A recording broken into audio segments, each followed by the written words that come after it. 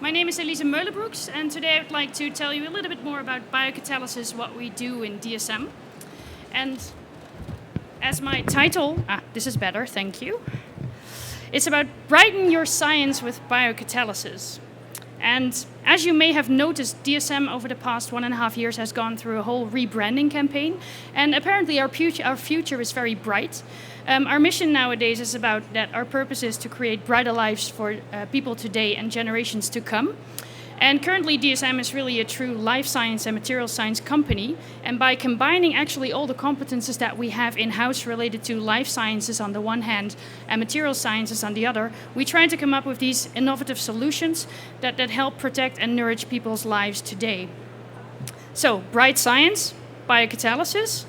If you look at the organization of DSM, our main key activities are divided in two main clusters, as I just mentioned. We have a big life sciences part and on the other hand, a big material sciences part. And within the life sciences cluster, we have one part which is our nutrition business, where we have on the one hand DSM nutritional products, which is our business which is responsible for a lot of vitamins, for example, and ingredients that go into human and animal care. And when talking about enzymes and biocatalysis, this also kind of relates to our nutrition business, where we do have a lot of business where we have enzymes for feed additives and purposes. On the other hand, within the nutrition cluster, we have DSM Food Specialties. This is our business which is responsible for enzyme in food applications, food and beverages, yeast cultures, and all those sorts of things. And this actually is also one of the big, large-scale enzyme producing facilities within DSM. So a lot of food-grade enzymes are being produced within this business unit within DSM. When we look then at the pharma cluster within DSM, we have on the one hand DSM pharmaceutical products. This is basically our manufacturing business within DSM, which I will explain in a little bit more detail within the next couple of slides. And adjacent to that is our recently announced joint venture, DSM Sinochem Pharmaceuticals, which is responsible for most of our antibiotics business. And at the moment, we actually have a celebration ongoing at our booth in hall number 10, where we celebrate the 10-year anniversary of our Purimox brand, which is related to the green routes towards the antibiotics that we produce internally. So on the other side, in the material science clusters, we have DSM Performance Materials, which has a resins business, engineering plastics, and Dyneema. Basically, this material science and performance materials cluster really focuses on high-end material ingredients, which you, for example, find back in automotive applications. And for example, Dyneema, this may be known to you. This is the super strong fiber within DSM that we produce, which you, for example, also see in doors of planes, actually, to make them bulletproof. On the other side, there's DSM polymer intermediates, DSM fiber intermediates actually, and this is our caprolactam and acrylonitrile business. And for example, caprolactam is backwards integrated business for our polyamide business, which relates back to the performance materials part, which we have within our company. So main products there are caprolactam and acrylonitrile. And in the middle section, you see a word called EBA, which are our emerging business areas. And these basically represent our longer-term innovation projects that we have internally.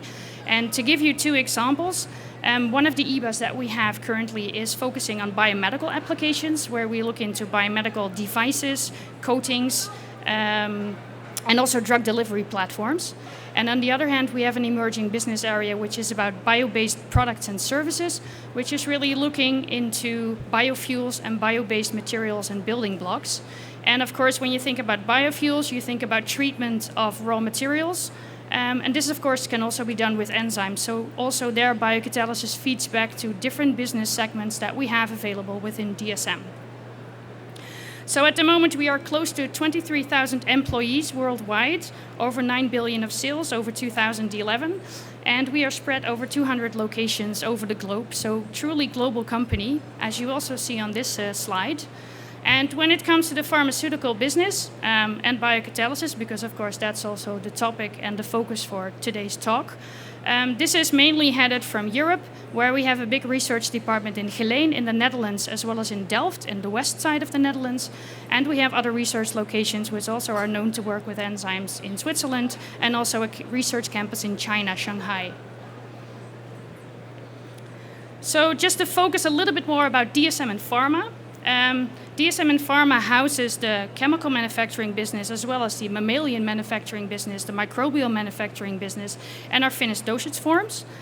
And of course, chemical manufacturing, there we look with our green chemistry toolbox where we apply biocatalysis, homogeneous catalysis, and flow chemistry tools in order to make intermediates and APIs for our customers in the pharmaceutical industry. Next to that, of course, we also have a big group which is working on mammalian manufacturing solutions, where they employ technologies like XD technology, which looks into upstream process technology solutions. And we have the robust technology, which looks into direct capture technology. And we have the Kramer method, which is really about streamlining downstream processing methods within your mammalian manufacturing.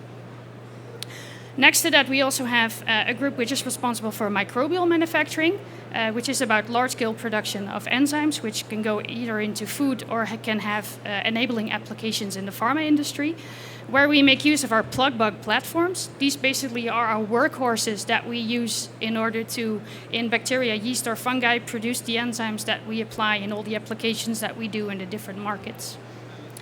And on the right end, you see our finished dosage, which is mainly located in Northern America, in Greenville, where they look into lyophilization, aseptic filling, sterile dosage forms, you name it.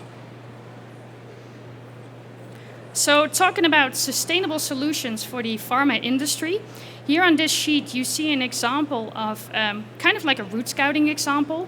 This is also in the core of what we do within DSM. Not only just looking into new research and synthesis routes for new molecules, but also looking into second generation solutions. And here you see an example of the latter, where we have looked into coming up with a second generation solution for an existing synthesis route that was contained of a 7-step classical resolution, which we have replaced by a two-step, three-step process, combining biocatalysis on the one hand and copper catalysis on the other hand, which shortens the route, which as a result also had the positive impact onto the carbon footprint. So the carbon footprint of the second generation route was reduced over 50% compared to the first generation route. Addition, of course, for our customers, it also had a significant reduction of the cost price, which of course is also very important nowadays with the cost price pressures we face in the pharmaceutical industry. As well as a reduction of the capacity claim and a lot of other sustainability parameters. And this example nicely shows that when you combine the different competences that you have in-house, biocatalysis, homogeneous catalysis, flow chemistry, your general process chemistry and organic synthesis, that enables you to come up with the best solutions to bring also to the customers in the pharmaceutical industry. So for us, it's all about integration of these key competences. And we do see that biocatalysis is a real enabler there, like this example also shows. So I briefly mentioned root scouting. This is also a key competence that we have within our group, which also is capable of working with enzymes. And so there we also recognize that within your whole root scouting exercise, root scouting is finding the, let's say, best synthesis route towards your target molecule, that it's really important that you consider enzymes there too. Really don't forget about biocatalysis. And of course, in current industry, we face a lot of challenges, a lot of customer needs. It's about lower cost, reduced environmental impact, so these carbon footprint, waste reductions, these are all things that are very important nowadays in the business that you and we also do. There's a need for shorter synthesis routes, easier synthesis routes maybe also. Solutions also need to be scalable at some point if you want to go to commercial. And of course, pharma molecules are becoming more and more complex as we see over the past couple of years. And when you look at biocatalysis in this root scouting toolbox, then of course you can recognize some of the examples that enzymes have, that they can be very selective, chemo, regio, and enantio selective. They sometimes can deal with reactions that you cannot do in your standard synthesis chemical mode. They're very capable of acting at mild conditions, so you may shy away from your organic solvents. You may want to use them because they can deal with those as well. So they're not bound just to their natural role. You can tweak them, you can challenge them to do a little bit more than they're used to in human nature. And they can be very efficient catalysts, actually. We often see that reductions in sustainability parameters go hand in hand with reduction in terms of financials and costs. So it's a really good one-on-one collaboration there. So when you look at industrial biocatalysis at DSM, we have a very broad collection of off-the-shelf enzymes that is available for screening. And not only do we have these enzymes which are available for screening, we also have the capabilities to express and design these enzymes. So everything basically from A to Z, those capacities and competences we have in-house. And that also has to do, of course, with the fact that we have the food specialty business in there, which gives us the track record and the experience of really industrial large-scale production of enzymes. So therefore, we have security of supply at any scale related to enzyme production. And over the past couple of years, we have implemented over 35 biocatalysis-driven processes at industrial scale. Some go over the multi-ton range. So there is a critical mass within DSM who is related to working with these enzymes. I think in total, it's fair to say that we have over 300 people on the globe working at biocatalysis biotechnology-related competences. And we also tend to take an open innovation approach, that we don't just like to be biased by the own technology that we have in-house. We really like to take an open innovation approach here and collaborate with partners to make sure that we have the best technology to bring the best solutions to our customers. So when you look at a typical biocatalysis screening approach and project within DSM, you can take different approaches. You can start from smart libraries or synthetic genes that you pick up from either way, which can then be expressed in our plug box systems. These are our expression systems, as I mentioned before. And these can be produced in high throughput mode, or, well, this can be 96 well plate, shake flask, fermenters, whatever you can think of. And then we also have the corresponding tools to express the quality and the quantity of the enzymes produced, also in high throughput mode if that is required. And then, of course, the next step is that you really do your incubation with your target molecule, your enzymes, and you really look in your activity assay. Well, at the top, you see that you can also enter the flow chart there from the off-the-shelf collection. So either the whole collection is developed and matured and engineered in-house, or we combine that with the off-the-shelf enzymes that we also have available via our partner network, which is academic and industry both all together. When it then comes to the activity assays, we have very sufficient analytical tools in order to process the samples that you're producing throughout your screening projects, where we have high throughput methods which can make use of flow NMR as well as LCMS, which give you a really fast readout of hits that you're looking for. Just to give you an example, a flow NMR, it costs you like 1 minute a sample. So that's quite sufficient and really good if you want to screen thousands and thousands of enzymes, clones, mutants, libraries, you name it. So of course, a logical next step is once you go through the first initial screening, you would like to confirm the hits that you find.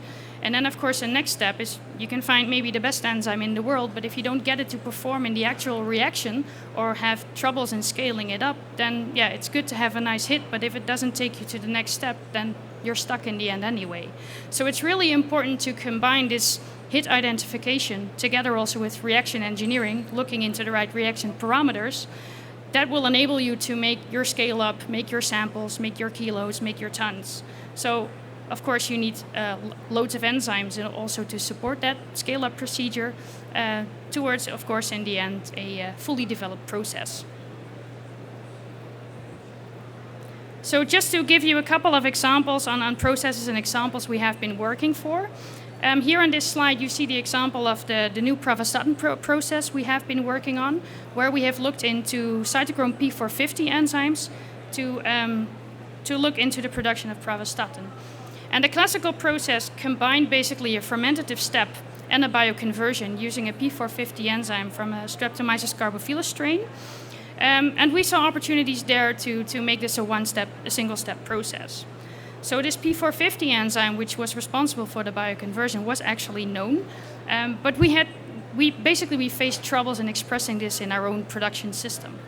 So we needed to look for alternatives. So we started a screening process to look for alternative P450 enzymes, and we actually found a very good active P450 from Amycolatopsis orientalis, but as it turned out, it made the wrong epimer of pravastatin. So we were able to find a very good enzyme with very good specifications, only it made not the desired product that we were looking for. So yeah, what do you do? We decided to start an enzyme engineering trajectory. So there we combined protein engineering approaches as well as directed evolution approaches to really look into starting from the hit that we have identified, and in the end going through a couple of screening rounds, working with smart libraries, we were able to really turn around the selectivity of the enzyme and made sure that the enzyme in the end made the desired compound. So also by these smart library approaches, it also enabled us that also with some predictions, we were also able to predict already a couple of the mutations that were required in order to interchange the enhancer selectivity of the enzyme, which also shows the added value of these smart library approaches. So here you see the picture on the right, where it shows that like only 4 to 5 amino acids have been mutated, and 3 out of those 4 to 5 mutations have been predicted up front. So on the left you see the LCMS graph, which shows the identification of the initial unwanted peak, which was identified and as a result of the initial identified P450, and below you see the result of the interchanged selectivity with the new engineered P450 that we have implemented in order to come up with a one-step fermentative process towards pravastatin. So as a result, because of all the efforts that we have put into this P450 technology work, we now have a really good established cytochrome P450 platform, which contains a mixture of ready-to-screen off-the-shelf enzymes as well as mutant libraries, which are available for screening.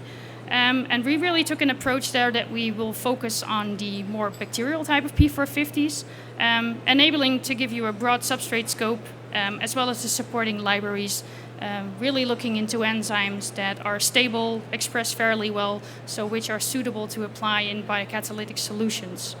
And of course, this platform has just been established. It's continually growing, improving, and offers a lot of opportunities towards, for example, very established metabolite synthesis. Another example is the Pharma PLE, pig liver esterase.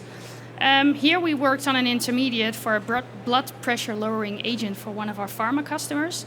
And the resolution that you see here on the screen, this was described and was known to be catalyzed by an enzyme which comes from pig liver, actually. Well, animal-derived enzymes are nowadays not really accepted in pharma industry, so we needed to look for an alternative. So internally, we went through the route scouting exercise. We also identified different alternative routes other than a biocatalytic route. But in the end, we came to the conclusion that it made most sense to really look for a recombinant pig liver esterase. So what we did is basically we copied the genes which are responsible for the activity from the pig, and we expressed those in a bacteria. Which now, when I mention it, sounds a lot more easy than it actually meant in practice. But I will not go into the details here about the molecular biology behind it. But luckily, we have been able to recombinantly express the enzyme derived from a pig in one of our expression systems, which allowed us to, let's say, reinvent the process and replace the existing process with the pig-derived enzyme with a recombinant enzyme. So you get the same specifications, the same selectivities, same quality as you would get with the animal-derived enzyme, only you won't suffer from working with an animal-derived enzyme, which contains a mixture of different isoforms, where you have fluctuating quality because it still is extracted from a natural source. So this gives you a lot of improvements. So just to give you an idea how this works in translation from identifying and constructing this recombinant strain in the lab and then going towards a full process, it took us about 4 months to really go from the initial invented lab strain towards a 25 cubic meters manufacturing location. This actually is a picture of our microbial manufacturing location in Capua, Italy. And then it took us another 2 months to use the enzyme produced in the enzyme manufacturing location to really make the intermediate for our customer at ton scale, delivered in time on spec. So also as a result, because of the experiences that we and the competences that we have built surrounding the example that I just described, we now have a Pharma PLE screening platform, which consists of over 40 variants available for screening. And within this 40, there's the 6-7 different isoforms singly expressed as well.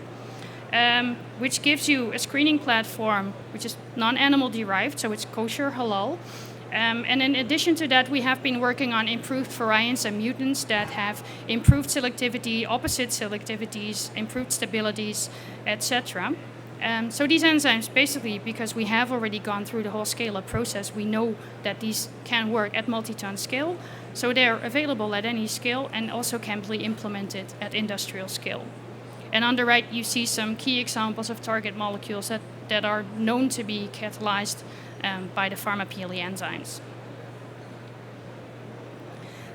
So talking about our DSM enzyme collection, as I mentioned earlier, we have over 3,000 different enzymes available for screening. So these are not just mutants from one enzyme, but these are really different specific enzymes, which are spread over throughout all the enzyme classes.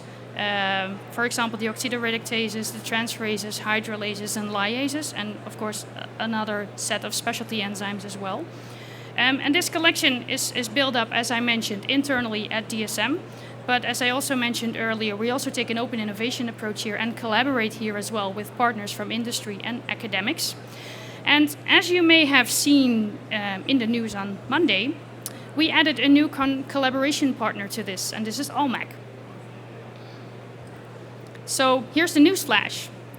DSM and Olmec are collaborating in the field of biocatalysis, and basically what we're doing here is we're strengthening each other's biocatalysis toolbox by exchanging enzymes. So the DSM collection can be added to the Olmec collection and vice versa. And whereas Olmec is really good and strong and focusing on the more early phase type of developments, this nicely adds to the larger scale industrial type of applications that we typically deal with from the DSM manufacturing perspective. So this really is a good fit the way we see it in the terms of this collaboration. So what we like to convince you about is that you make Olmec and DSM your partner of choice when it comes to biocatalysis. As I just mentioned, looking at the perspective of Olmec, there it's really about reduced cost, time, mitigation of risk, and scientific continuity. And when you level that out with what we see at DSM, what is important in working on biocatalysis is that it's long-term security of supply, sustainability, reliability, and also technology. So there is a clear fit in the way that we both deal with enzymes and we work with enzymes. That this also provides you the scientific continuity throughout the collaboration that you're looking for. So basically the collaboration nicely, let's say, provides a full one-stop shop for biocatalysis, offering these services throughout the full manufacturing, throughout the pharmaceutical value chain. So going from preclinical to clinical, phase 1, going through full commercial. And when you then look at our joint value proposition, there it's really about the screening part, of course, where by joining forces, we can increase your chance of success in finding that good hit in making that target molecule. So via both ways, there's easy access to, I guess nowadays, then one of the world's biggest collections of enzymes available for screening. And of course, here comes back also the scientific continuity, that we also need to keep this level at the standard that it's currently in. And then when it comes to the manufacturing perspective, of course, there we can offer a truly one-stop shop, really from preclinical phases throughout all the way towards commercial. So looking into cost-effective processes, whether you would need milligrams or multi-tons, early fixing of sustainable and lowest cost routes. So the sooner you have a scalable solution, the better, because that will save you some efforts in the end. And of course, because there is this scientific continuity throughout the collaboration, we also see that we can offer a seamless transition from lab to multi-scale production. So tech transfers between Olmec and DSM and vice versa, that will be really, really safeguarded. So when it comes to the more commercial aspects of this collaboration, of course we would like to look for win-win solutions where we work towards our customer with transparent commercial terms. It's one phase working on biocatalysis, and we employ a number of flexible business models where, of course, for the customer, it's all about security of supply, freedom to operate, that you have the assurance that you get access to the intermediate you are looking for, enabled by biocatalysis. So thank you for your attention. And if this talk made you a little bit more curious about biocatalysis and root scouting, I would be happy to invite you to our booth at DSM, or of course our new partner booth at Olmec. If you visit us, you also may take the chance to win an iPad during the course of this show. And on Wednesday morning, we will also have a press conference where we will talk a little bit more about the details of the collaboration. And the next showcase, that will be our new biocatalysis partner, Mr. Tom Moody. He will also present the Olmec perspective on biocatalysis as well as his collaboration. And I also just want to highlight that we have another colleague from DSM highlighting one of these showcases on Thursday morning, Mr. Simon Hickling, who will talk a little bit about, on the one hand, biocatalysis case studies as well as flow chemistry case studies. Thank you.